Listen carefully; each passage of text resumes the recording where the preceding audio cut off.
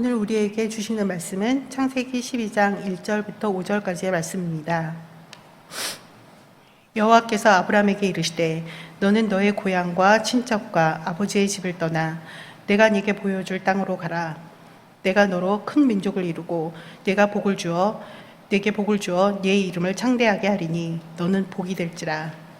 너를 축복하는 자에게는 내가 복을 내리고 너를 저주하는 자에게는 내가 저주하리니 땅의 모든 족속이 너로 말미암아 복을 얻을 것이라 하신지라. 이에 아브라함이 여호와의 말씀을 따라갔고 롯도 그와 함께 갔으며 아브라함이 하란을 떠날 때에 75세였더라. 아브라함이 그의 아내 사레와 조카 롯과 하란에서 모은 모든 소유와 얻은 사람들을 이끌고 가나안 땅으로 가려고 떠나서 마침내 가나안 땅에 들어갔더라. 아멘. 사랑하는 산동의 가족 여러분, 저와 여러분은 하나님의 부르심을 받은 자들입니다. 12장 1절에 보면은 여호와께서 아브라함에게 이르시되 너는 너의 고향과 친척과 아버지의 집을 떠나 내가 네게 보여줄 땅으로 가라 그랬습니다.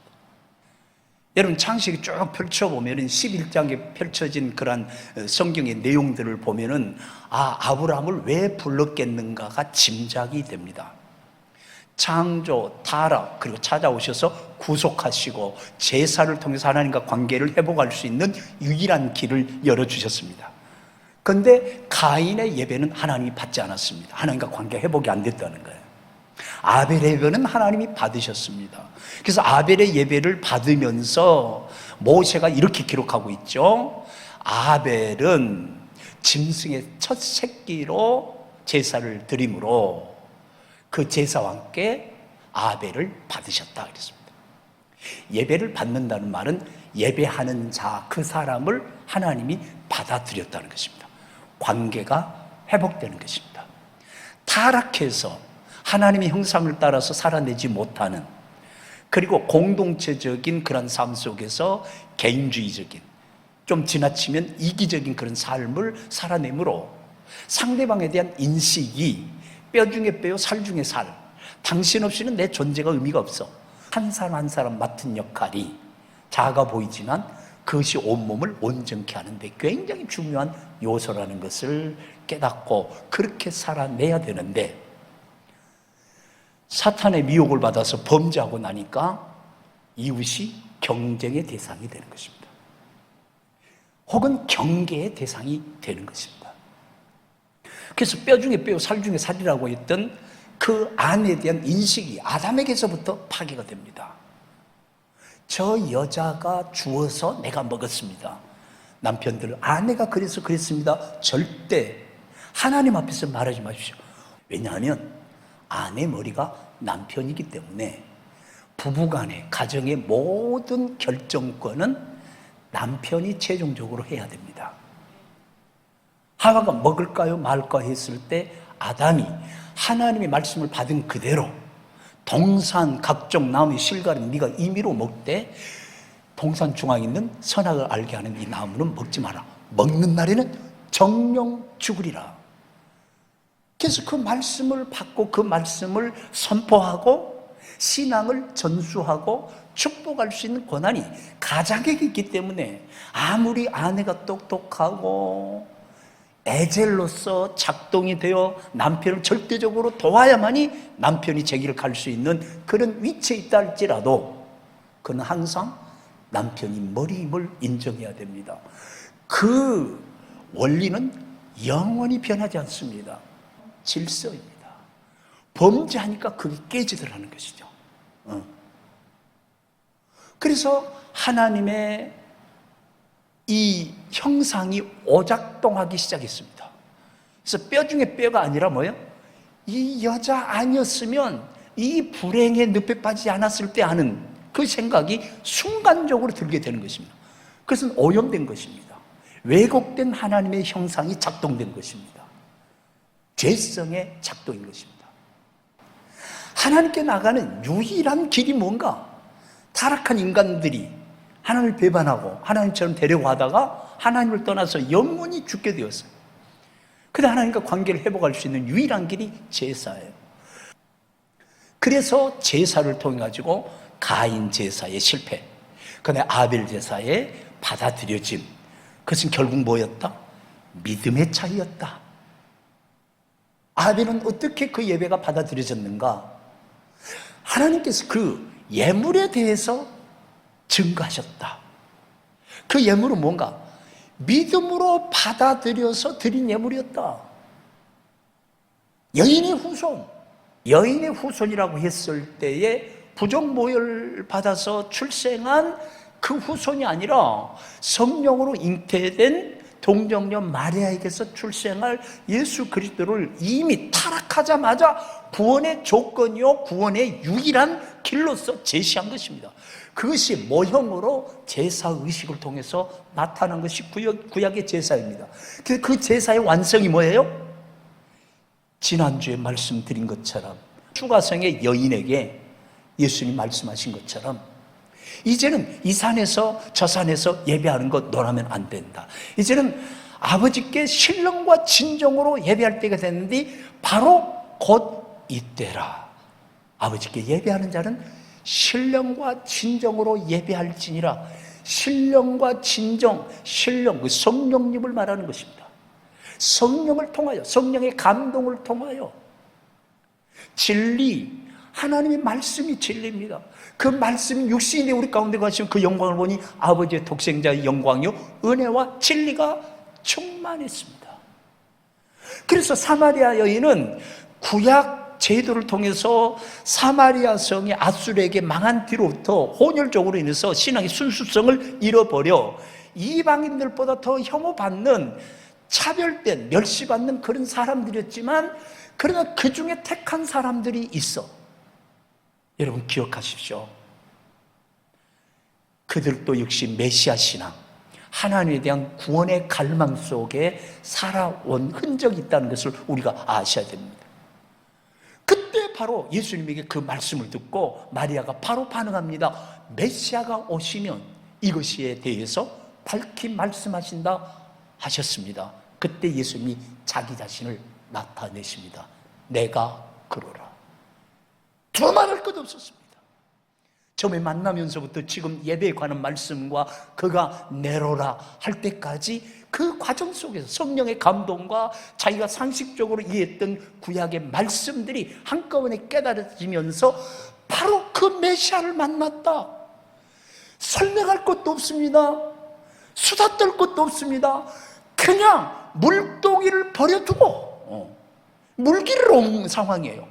대인 기피증에 사람들 앞에 나타낼 수 없는 부끄러운 과거의 삶을 통해서 체면이 서지 않아서 그렇게 살았던 사람입니다. 물동이를 버리고 내가 메시아를 만났다. 즉각적인 변화를 통해 가지고 영적인 갈망이 완벽하게 채워진 그리스도 안에서 새로운 피조물로 새롭게 태어난 기적의 역사를 우리가 보게 된 것입니다.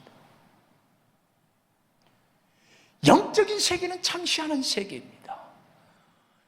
어떻게 창세기 1장 1절부터 요한계시록 마지막 절까지 마라나타 아멘 주의 예수여 오시옵소서 주의 은혜가 모든 사람에게 있을지어다 선포되어진 그 말씀까지 한 성령께서 그 말씀을 기록하게 하셨고 한 언약의 말씀을 쫓아서 남은 자들이 그 시간까지 살아있을 것이고 예수님 재림하실 그 순간까지 살아있을 것이고 한 주 예수 그리스도 그분이 은혜가 아니면 예수 그리스도의 재림도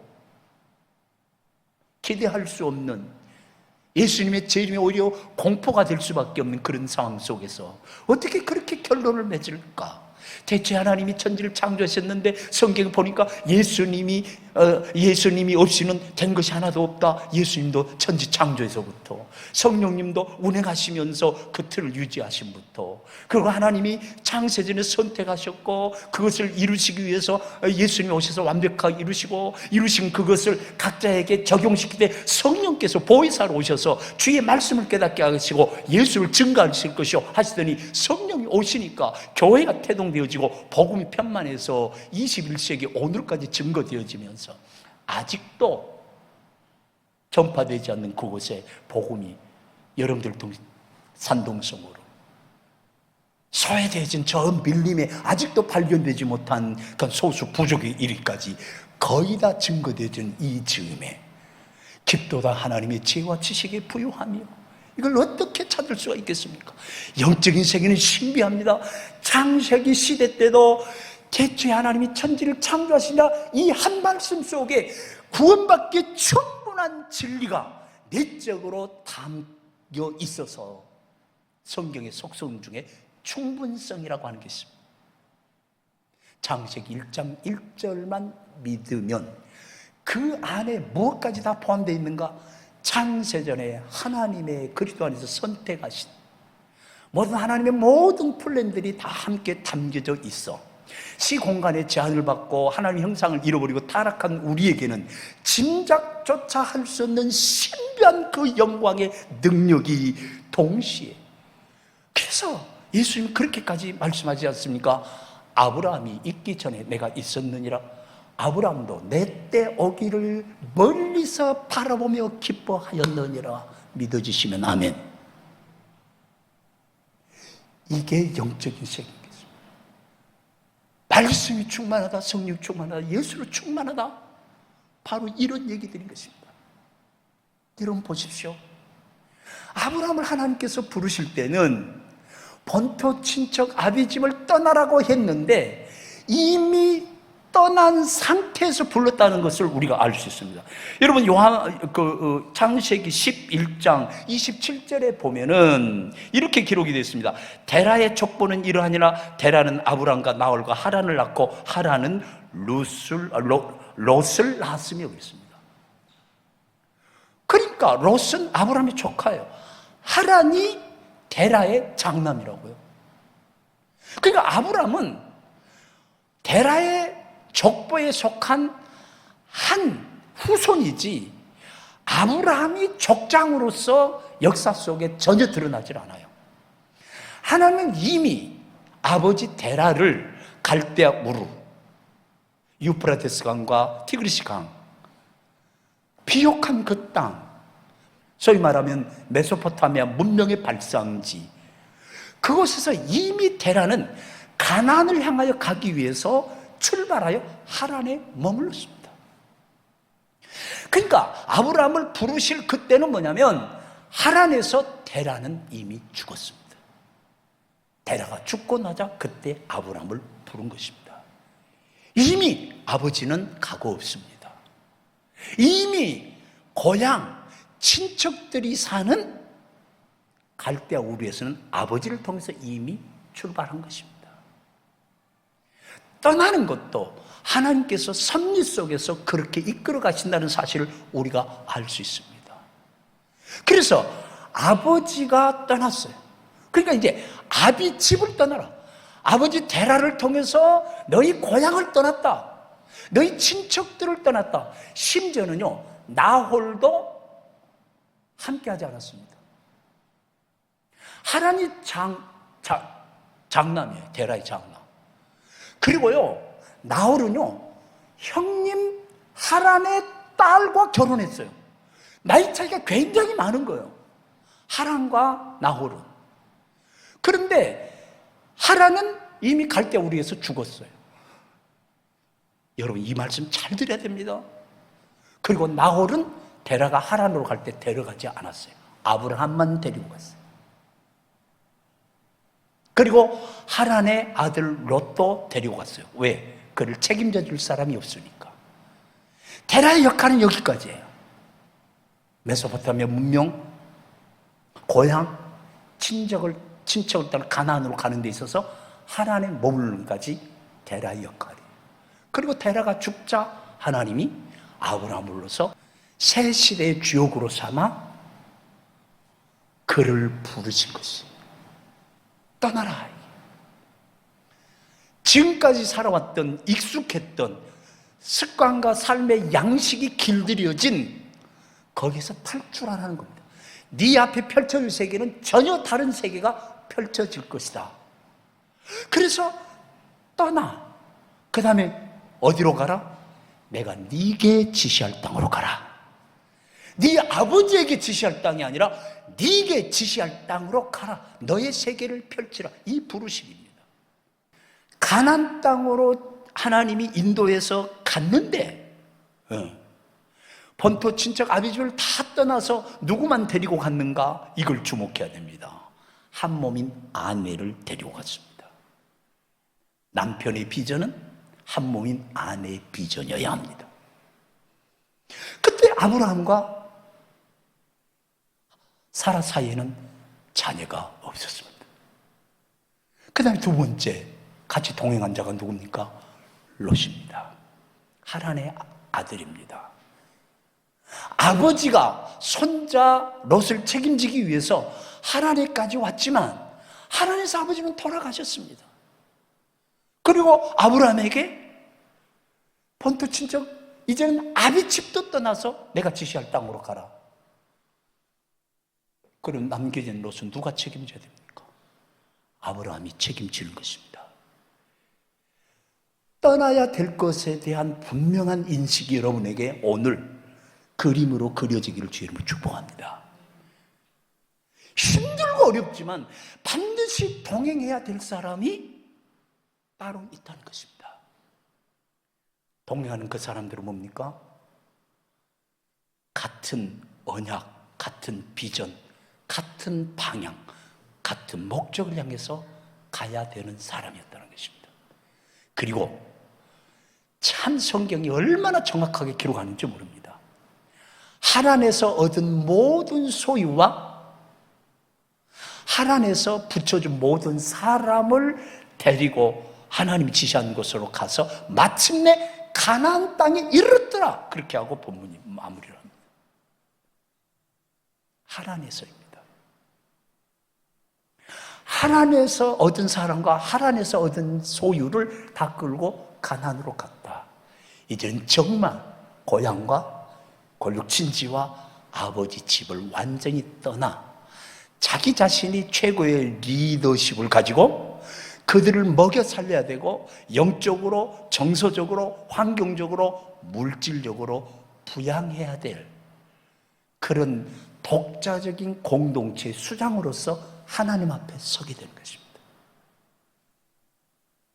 그런데 여러분, 아무 까닭 없이 그냥 떠나라 했는데 떠났겠습니까? 아닙니다. 거기에는 하나님의 언약이 있었습니다. 그 하나님의 언약이 뭔가?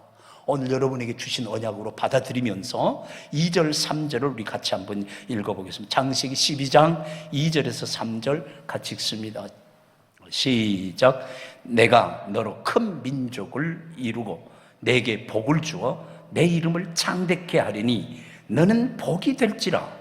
너를 축복하는 자에게는 내가 복을 내리고 너를 저주하는 자에게는 내가 저주하리니 땅의 모든 족속이 너로 말미암아 복을 얻을 것이라 하신지라. 아멘. 기억하십시오. 하나님이 인간을 창조하시고 맨 처음에 하신 일이 있고 하신 말씀이 있습니다. 그게 뭡니까? 그들에게 복을 주시며 이르시되. 하나님은 복 주시는 하나님이십니다. 하나님은 인간을 창조하시고 맨 먼저 하신 일이 복 주시는 일이 있었습니다. 그리고 복을 선포하셨습니다. 생육하고 번성하여 땅에 충만하라 있습니다. 인간이 번성하는 것 하나님의 영광입니다. 한 사람 여러분이 복을 받으면 여러분이 속해 있는 가족 공동체, 교회 공동체, 민족 공동체의 영광이 되는 줄 믿으시길 바랍니다. 그게 인류 공동체의 영광이고 그것이 하나님께 영광이라는 것입니다. 아브라함을 불렀다.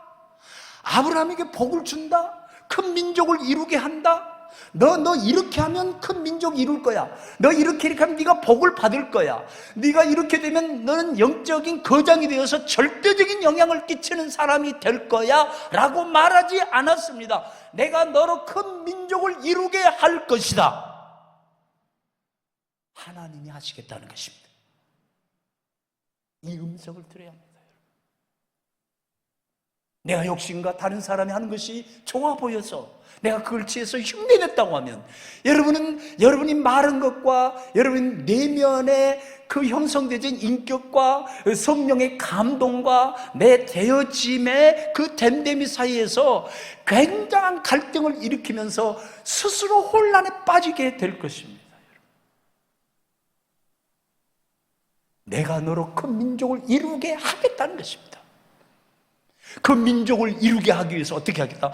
내가 네게 복을 주어 내 이름을 창대케 할 것이다. 네가 유명하게 되기 위해서 야곱처럼 지가 핸들링 해가지고 역사 복잡하게 만들지 말고 내가 너로 큰 민족을 이루게 할 텐데 그 민족을 이루도록 내게 복을 준다.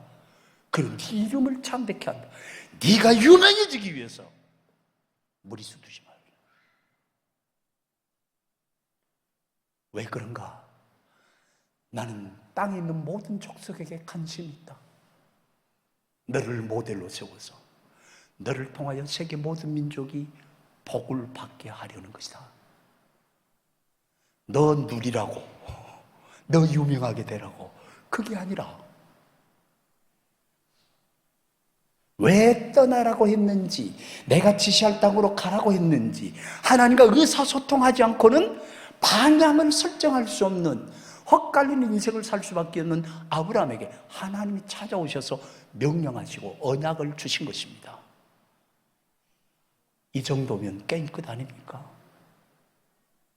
혹시 여러분 개인적으로 공동체적으로 중국에 와서 내 회피는 왜 중국이지?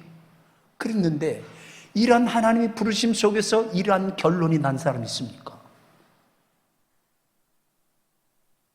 내가 장대지려고 내 이름이 커지려고 애쓸 필요 없습니다.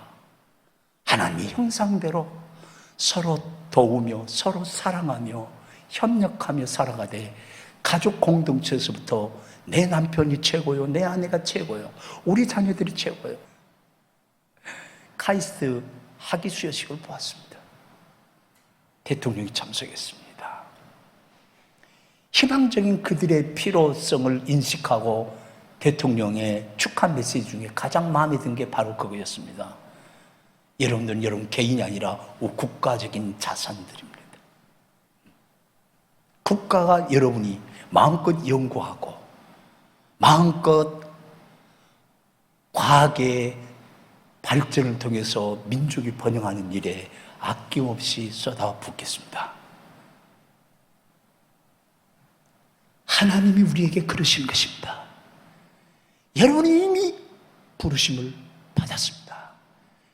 이렇게 하겠다고는 하나님의 언약이 여러분에게 주어진 언약의 후계자들입니다. 믿으시기를 바랍니다. 그래서 아브라함의 하나님의 부르심, 하나님의 명령, 언약에 대한 반응이 아주 심플합니다. 뭐라고 기록하고 있습니까? 4절에서 5절에 이렇게 간단하게 기록하고 있습니다. 다 같이 읽습니다. 시작. 이에 아브라함이 여호와의 말씀을 따라갔고 롯도 그와 함께 갔으며 아브라함이 하란을 떠날 때에 75세였더라. 아브라함이 그의 아내 사라와 조카 롯과 하란에서 모은 모든 소유와 얻은 사람들 이끌고 가나안 땅으로 가려고 떠나서 마침내 가나안 땅에 들어갔더라. 익숙한 것에서 떠나 갈 바를 알지 못하는 전혀 생소한 길이라 할지라도 하나님의 말씀을 따라 남은 인생길 달려가시기를 주의 이름으로 축복합니다. 그래서 다윗은 그걸 깨달은 시편 119편 105절에 주의 말씀은 내 발의 등이요 내 길의 빛이리이다. 실제적으로 경험을 했습니다. 주의 말씀이 내 입에 어찌 그리 단지요 꿀보다 더하고 송기꿀보다 더하나이다. 주여 내가 주께 범죄치 아니하여 주의 말씀을 내 입에 두었나이다. 내 마음에 두었나이다. 하나님이 인도하시는 길 미지의 길이라 때로는 보장되지 않고 앞이 캄캄하지만 고난이 왔을 때도 나는 그것을 달게 받아들였습니다. 왜? 전에는 그릇 행하였더니 고난을 통해서 주의 율례를 배웠습니다.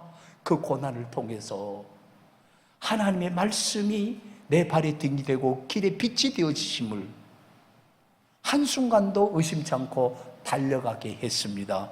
그래서 결국 신약을 읽는 마태복음 1장에는 아브라함과 다윗의 자손 예수 그리스도의 계보로 아브라함의 언약을 따라서 다윗의 언약을 통해서 이 땅에 오신 예수 그리스도로 말미암아 우리는 완벽한 구원을 받았고 잃어버린 하나님의 형상을 예수 그리스도로 말미암아 회복되었고 이제는 가인처럼 회복되지 않은 사람과 아벨처럼 받아들인 사람들이 공존하면서 부르심을 받아 하나님의 언약의 후계자로서 열방에 있는 모든 사람들에게 하나님의 복을 받는, 그리고 이 땅에서 누릴 수 있는 수많은 복을 함께 누릴 수 있는 그 일을 위해서 너를 택했다. 그러면 산동의 가족 여러분 한 사람 한 사람은 연태 한인 커뮤니티, 산동 한인교회 품은 산동성 1600만 흩어진 1억 인구에게 복이 될지라.